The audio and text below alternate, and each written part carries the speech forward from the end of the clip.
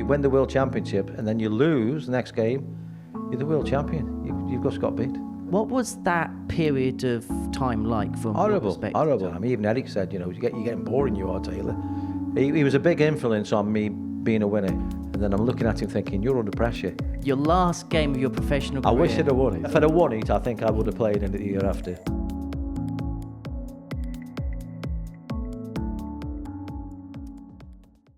Hello and a very warm welcome to this very special edition of Tungsten Talk here at the MODUS Super Series, where we have the 16-time champion of the world, Phil Taylor, here with us at the Live Lounge in Portsmouth. Phil, great to have you here. Let's talk about the life and the career of the greatest darts player that's ever walked the planet. I'm going to go all the way back to the beginning, where it all started for Phil. Where did it start? Playing once a week in a club, what we called a CIU league, with my dad.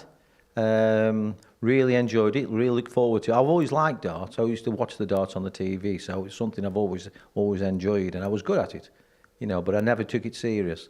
And then one night became 2 nights and so forth, and then I got picked for the county, started playing Super League, and it just progressed from there. And then obviously Eric had moved up to Stoke with Morning Flowers, and they decided to give me a little sponsorship to travel around all the tournaments to gain points and try and make it into the World Championships. How would you say you were when you began to make those routes within the local leagues? How old were I? Yeah. I started when I was around 25. That's when I first started, because I couldn't afford to go out before. I never went through the door because I just couldn't afford it with having children and a little mortgage to pay. I mean, my mortgage was £20 a month, believe it or not. And I thought, what have I done? £20 a month. So never went through the door. And any pocket money, I used to repair cars for people because I used to be a sheet metal worker and a welder. So I made me little bits of pocket money that way. And then my wages went up a little bit, so I could afford to go out a couple of days a week. And that's how it started. You mentioned about Eric moving up to Stoke and then beginning to sponsor you. When did you first meet Eric? I met him. We went out, me and my ex-wife, and the Cockney was open. It'd been open probably a couple of years. And I said, do you fancy getting up the Crafty Cockney? Mum and Dad came down babysit for us. And she said, yeah, go on. I said, I've never been in. So as it happens, he was playing an exhibition on the stage. And when I was watching him, I said to Yvonne, I said, I could have beat him when I was 15. I said, he ain't that good. Not then, anyway. And then she bought me a set of darts for my birthday, and that's how it originally started, like that. So I didn't know Eric then. Went home, obviously, and then I met him in a game of Super League. I was playing for the Huntsman, and he got the Crafty Cockney. And he was playing away at our venue, and I met him there. And that's how we first met.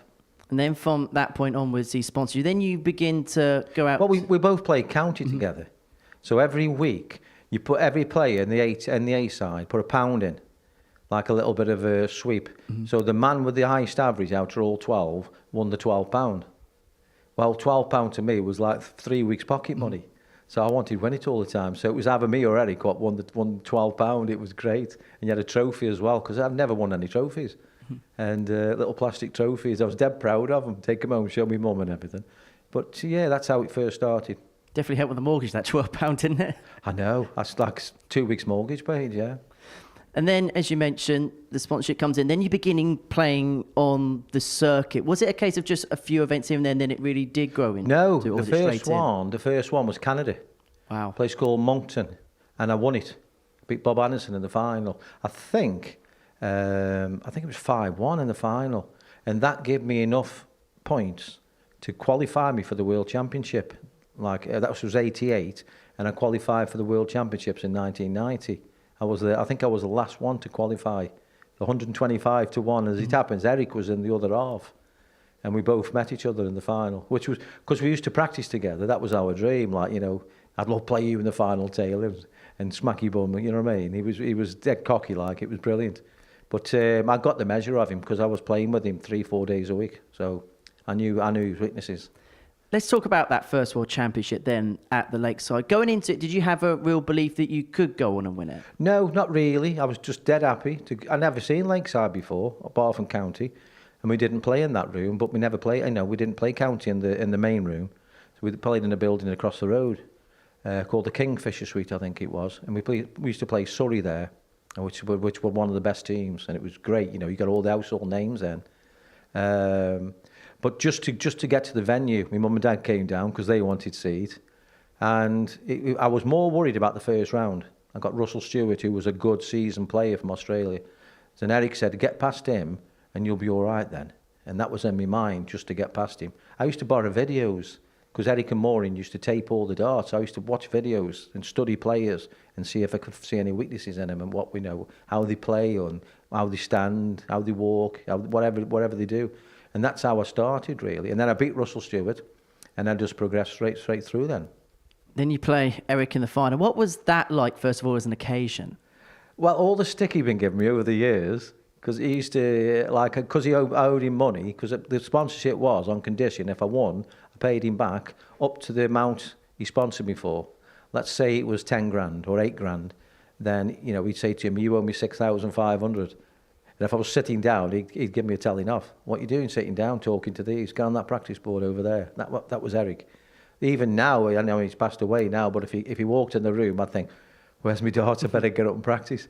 He was a big influence on me being a winner, you know what I mean? I was all right, I was good, I can beat people, but I hadn't got the winning mentality, and that's what Eric put into me, you know what I mean? I've got to put my hand on my heart for him, because he made me into a winner. And then it went full circle. You beat him in the World Championship final. When that winning dart... He didn't speak to me for about 3 months. I'm not surprised. Then, when the referee says, game shot and the match and the world champion Phil Taylor, what is that moment like? It's massive. It's massive. Once you've done it, you've done it. And then when you're going home the day after, it's like an anticlimax. Mm-hmm. Like, I've done it. What have I got to look forward to now? Because you've done, you know, what you dreamed of. It's ever so strange. You have that like a little bit of a sad feeling. But then you think, oh, I've got to retain it now. Now I've got to play again. Plus you've got tournaments going on. You've got a lot of media work to do. And then the year after I got beat. So then you've got to try and get it back. So you can't sit on your laurels in darts or any sport. You've got to keep pushing forward. So you soon get used to it. But losing is horrible. Horrible. Winning is fantastic, obviously. Everybody loves winning. But it's how you recuperate after you've lost. You know what I mean? Some people can do it, some people can't. 1991 didn't go to plan. Then 92, the final against Mike Gregory. A lot of people call it perhaps one of the greatest games that's ever been played. What was your memories of that particular final? My memories, it was nip and tuck. Don't miss your double. That was my main thing, you know, main in my mind, back in my mind. Because I could see Mike, when we got down to the nitty-gritty, when it was like the last set and we were like 4 each or 3 each, every time he wanted a double to keep his darts or a finish, he'd put it out. And then when I got the darts, he was missing. He had a chance to beat me, but then he was throwing, say, at double 11 or double 14 and was missing it by about an inch. And then I'm looking at him thinking, you're under pressure. I just need to take the darts off you. And I was leaving a double. He went out 1-2-1 on the ball. You're thinking, oh. But last leg, and we had to bull up and he won the ball. So then you're thinking, right, you've just got to put all your effort into one game now. And I got him. I think it was a 13 darter last leg. I think he missed one. I'm not sure now. I can't remember. I think he missed 120, and I wanted double top and put it away. Did you believe he was going to hit that double? Do you think the way he was playing, he didn't have a shot at it. But before, when he had a chance, like he was on 1-2-1 or 1-2-6 or something, you could tell he was snatching when he was going for the double. So I'm thinking, you're either going to have a bit of luck here and put it in, or you're going to miss, and he missed. That was world title number 2, but the landscape in the sport then changed quite dramatically from that point onwards. Obviously, 1993 happened, and then the split came into play. Yes. You were a big part of the sport at that particular moment in time, and obviously you're one of the players that move over to the WDC now, the PDC. Yep. What was that period of time like from your perspective? Horrible. It was horrible because we were blackballed. We were not allowed to play in anything. So all the major tournaments we couldn't play in. So we had to make his own up. We had to do his own tournaments and build it up. And the very beginning, I mean, the crowds were very small. You know, we're at the Circus Tavern and, you know, there was a handful of people and we were playing in clubs and, you know, it was quiet. But Sky, bless him, Peter George, he wanted to make the darts like the American wrestling. He wanted to jazz it up. So players, get your nicknames. I mean, he gave me my nickname by treading on a CD box on the floor, believe it or not. And it was Snap the Power. He said, I've got your nickname, you're the Power. and the music and the walk-ons and everything. And then the viewing figures started to pick up. And that's how it progressed, really. Was there a fear when you were moving over and you were creating brand new tournaments that perhaps this could not work? Oh, yeah. I would never. You can never be sure about a court case. You know, you can think yourself, you're 100%, you're going to win. There's never, ever anybody's 100%. You know, I think if you have a barrister, you're always 60-40 or something, or 50-50. So you could have lost your career, of course you could, or faced a long ban. But the way the darts was going, because there wasn't much TV, the darts would have died anyway, I think, because, you know, the players weren't allowed to advertise anything. They weren't allowed to have sponsors on the shirts.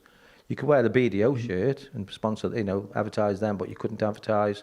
You know, your manufacturers, I think they'd ended up going because they were struggling to sell the products. Because you need darts on TV. And that's the only way to sell anything. And to get people, always need somebody like I was, and now Luke Littler's the same, he's on a pedestal. So everybody wants to be you. You know, you have to have somebody a bit higher than everybody else to shoot down. And that's how the sport is. So Sky doing what they did, and then the younger generation started watching it. You know, the average viewing figures in them days, I think Barry said there was something like 40 years old to 75 years old. Now the average viewing figures are like 9 years old to 27. And it's the best viewing figures, and the viewing figures are massive now. You played that first World Final against Dennis Priestley. You lost that particular affair. I did. You said in the past that was a game that really shaped you as a player. That made me change my whole, how can I say, my whole attitude towards the game. I mean, he gave me a caning. You know, he beat me 6-1. He could have beat me 6-0. And I thought, right, Taylor, you've got to make changes. You've got to change what you're doing, because what you're doing isn't good enough. And that's what I did ever since. You know what I mean? I had little bits of slumps in my game when I was tired and I was doing too much, so I didn't play as well as what I could. So then the next tournament, you make sure that I used to phone my sponsors and apologise. And you've got no reason to. I said I have, because I didn't prepare properly. So then you've got to prepare properly. You've got to do your job properly. So all these lads now, the lads who are in the Premier League now, you know, the 8 lads who are playing Premier League, or 10 lads, it's going to be really hard for them. Because it's Wednesday travel, Thursday play, Friday travel, then sometimes Saturday, Sunday play, and then it'll be Pro Tours on Monday, Tuesday, Wednesday probably. It's really difficult and it's tiring, and you can burn out like that. Then the next year, you win the third World Final, 1995, against Rod Harrington. And that kind of then began that era where you really did begin to... 8 years on the trot. Yeah, I got him, yeah. The one shot, I remember, I don't really remember a lot about my World Finals, but the one shot I remember, because Rod mentioned it to me many, many times. I went out on 136 for the set. I think might have been 2-1 up or 3-1 up, and Rod had left a double, and I wanted 136, and I took it out for the set. And that was like the right hook in boxing, you know, it knocked the stuffing out of him. And then I went on and won it then. What then changed after that to turn you into a player that completely dominated the sport in a way we've never seen before? The pressure was off me, money-wise, so you're not playing for prize money. I could go into tournaments in them days and didn't even know what the prize money was. So if I'd won it, I just have to say to my manager, what have I won? Or how much have I won there? And they'd tell me, because if the radios had interviewed me and say, how much have you won? I don't know. I haven't got a clue, because I wasn't interested in the money. It was just the winning. Because the money then would just go in the bank. Next morning, back on the practice board, start all over again. Because my father, my mother, their attitude is, you're only as good as your last game. So if you win the World Championship and then you lose the next game, you're the world champion. You've just got beat. You know what I mean? Or if you win Blackpool, get ready for the next one now. You've got another tournament in 2 weeks' time. Get ready. Was there a point, particularly at your real peak, when you were winning 8 in a row, where you felt that you were an unstoppable force at times? Yeah, it become a little bit too much for me. You know, I was getting a bit, slated for it. People were going off me a little bit because they said it's boring. Taylor all the time. Even Eric said, you're getting boring, you are, Taylor. You know what I mean? People are getting fed up of seeing you win. And even I had a couple of comments off certain people in the media, saying, don't you get fed up of winning? I said, would you? You know what I mean? I could never understand that.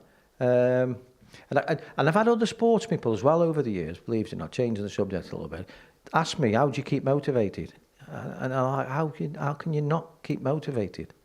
You know what I mean? It's your living. It's your way you're up there and you're going to be shot down. You've got to be motivated. That's why I've always liked sports people like Stuart Pearce, Tony Adams, Roy Keane, David Beckham. You know, when the Man United were at the best, nobody had to motivate them players. Gary Neville's and Nicky Butts or Scholesy, they would have been self-motivated, and that's the way you got to be. So I could never understand the question of that. So, but it was like when John Park beat me, it was a relief. It gave me a break. People then were saying, "Oh, Phil, you'll get your World Championship back." So, and then they say, "I lost a tenner on you." that was the funniest one. And so it gave me a chance to just recharge my batteries, practice a bit harder, and get ready for next year. The motivation, of course, is to win titles, but there's also a lot of records that you broke in your career, and a lot of them came at the Winter Gardens in Blackpool. And I want to take you back to the summer of 2002 when you hit that 9-darter, the first live televised 9-darter against Chris Mason, and what your memories was of that occasion and what that feeling was like when you achieved that particular feat. Do you know what was more interesting for me? I know the 100,000 for the 9-darter and 30,000 for the tournament. Mm-hmm. It was ever so strange. Like I won 130,000. But the night before, we'd had a Chinese. My mate had been fetched, and I got something like £30 change because I bought it for the family. So Roger said, he's £35, whatever it was. I said, I tell you what, put it on a 9-darter tomorrow. Come on, I said, I'm playing well, and I said, I've had a couple of 9-darters this week, just put it on a 9-darter. And as soon as I hit the 9-darter, I went to the edge of the stage and pointed and said, did you put that bet on? Because it was like £900.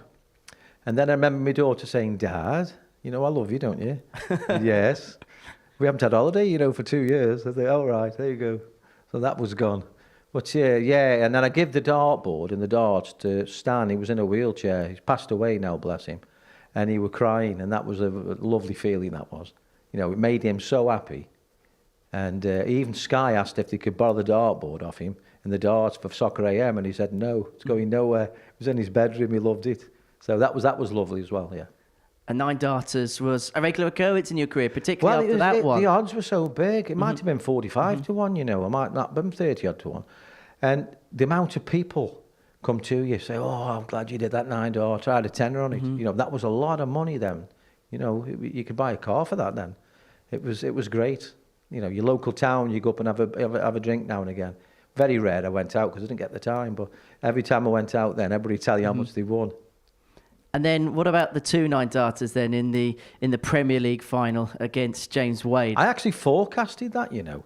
Rod Annington was working for the PDC then. He'd like semi-retired. And I was playing well, and James was really playing well, practicing. And I said to Rod before I went on, I said, have a bet tonight, there'll be 2 9-darters.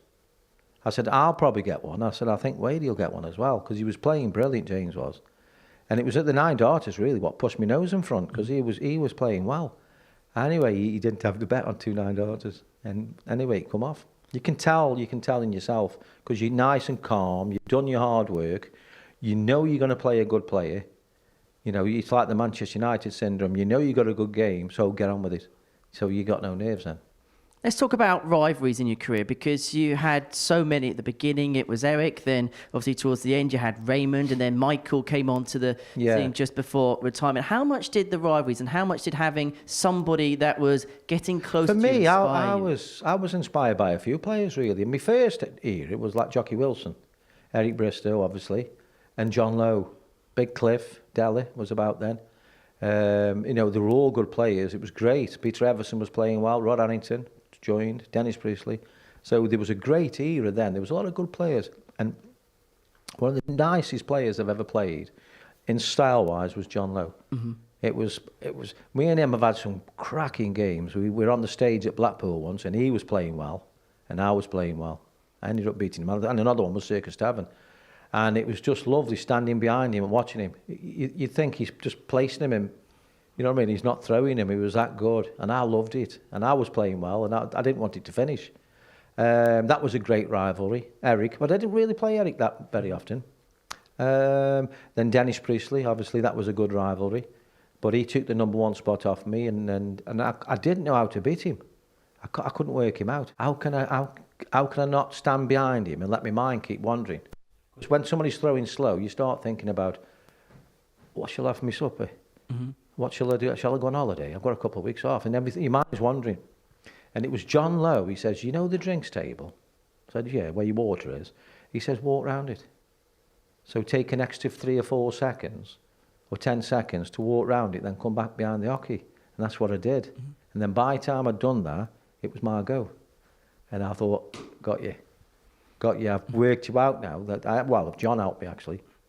And then what's weird is, when you're winning all the time, the players don't like you. Because Eric once said to me, Phil, he says, come here a second. He says, see all these here talking to me? I said, yeah. Because when I was at my best, he says, they never talk to me. He says, you know what that means, don't you? I said, what? He says, I'm no good anymore. I've lost it. I said, you haven't? I said, I have. I know we have. He says, and that's why they're all talking to me. And then when I started getting beat by Dennis all the time, the players started talking to me again. I thought, I'm no good anymore because you're not the rival as you were. So I had to, again, reinvent myself by changing. I was always pushing forward with my flights, my darts, try and work out what it'd be, make me, a fraction closer. I loved it. And I had a sponsor that backed me as well. Unicorn were very good for me, and also Target were very good as well. I used to ask them, can I do this? And they say, yeah, of course you can. And they do it for me, get made, and I'd try it, and then alter little things. They were really good, both of them. So from the beginning, let's go to the end, and then retirement from professional darts. Yeah. First of all, when did you know that the time was right to walk away? It's a strange one, this, I asked Pete Williams, Robbie's dad, this years ago. I said, how do you know when you're ready for retire? He says, you'll just wake up one day and you'll know. Or you'll start thinking about it over a couple of years. I was playing Terry Jenkins in Blackpool, and the crowd had changed. Blackpool was always the best darting crowd, and all of a sudden it become a party. Then people enjoying themselves, shouting, whistling, doing everything else. I remember turning around, looking at the crowd, thinking, I'm coming to the end here, because it's not my generation. It's strange, you know what I mean? So it was I was like a fish out of water. And they ended up then, when I was going to retire at 55, and Barry Earn asked me, he was my manager, saying, Phil, will you do a few more years for me? And he said, the prize money's going up. He looked after me and everything. So I said, yeah, go on, I'll do what I can. I said, I can't tell you I'm going to play till I'm 60 or 70, but I will do until I've had enough. And that last year, I'd had enough then. Just woke up one day. It was at the Players' Championship, and you're sitting in a venue all day, and we played Saturday. I don't know if I won it or got beat, I don't know. But Bobby looks after me. We get back to the hotel. I said, have you had anything to drink? Have you had alcohol at all? He went, no, nothing. I said, we're going home. I said, I've had enough. And I went, and that was me done then. And then I just said to Barry, I said, I'm going to do the year, and then I'm all right then, I'm finishing. And I couldn't wait. It's like waiting for a holiday. It's the longest year you've ever played in, because I got to play all the Premier League and all the tournaments and the Europeans. But it was lovely. As the time got closer, it was great. Yeah. And I enjoyed it. I think it was the right time for me. And you had some good moments in that last year. You won the match play in the last year. And what was that walk on like? Because I know how much you love the Winter Gardens. I know, Peter, bless him. He was upset. Because Peter used to think the world of me. So I don't think he wanted me to retire, because he was always somebody to aim at. Peter loves somebody, like if they're playing better, like Luke Littler at the minute, or Luke Humphreys. And that will inspire Peter. And it'll also inspire Michael Van Galen as well. I predict he's going to be a nightmare for these players next year, because he gets the ump and he gets on that practice board and he's brilliant. So I think the two Lukes are going to have a tough year this year, and it's going to be nice. And it's made me watch darts again. I'd gone off darts a little bit. I was watching the same players I played with for 10 years. So I went off it a little bit. And then the Lukes have come through, and then Luke Humphreys has come through. Luke Littler's come through. And it's made it exciting for me. And you've also got a few new faces who are playing really, really well from different countries. And then the last game, your last game of your professional career. I wish I'd have won it. How much would you love to have I wish I'd have won it, because I'd have been a nightmare for Barry Earn. Because I would have had the match play and the World Championship. But if I'd have won it, I think I would have played in it the year after. I'd have to do. My last question to you, how would Phil Taylor describe his career in his own words? I'd done all right. I think I could have done better. When I look back at some of the finals that I got beat, I'm thinking, and Eric said the same to me. He said, Phil, I know I won it 5 times, but 2 or 3 finals I got beat in, I could have won. And I could say the same. There was a few finals where I'm thinking, Phil, you've dropped the cards there. And I know what I did wrong. And I know I shouldn't have done it. but I did. I dropped a cod. So if I had my time again, I think I'd have won probably at least 18 or 19. Well, Phil, it's been a real nice little look back at memory lane. Thank you so much for your time and for your thinking company. about how much tax I've paid as well. But you've mentioned all these tournaments. I'm thinking, I'm counting up how much tax I've paid. It's all money with me, isn't it? Don't think about the zeros.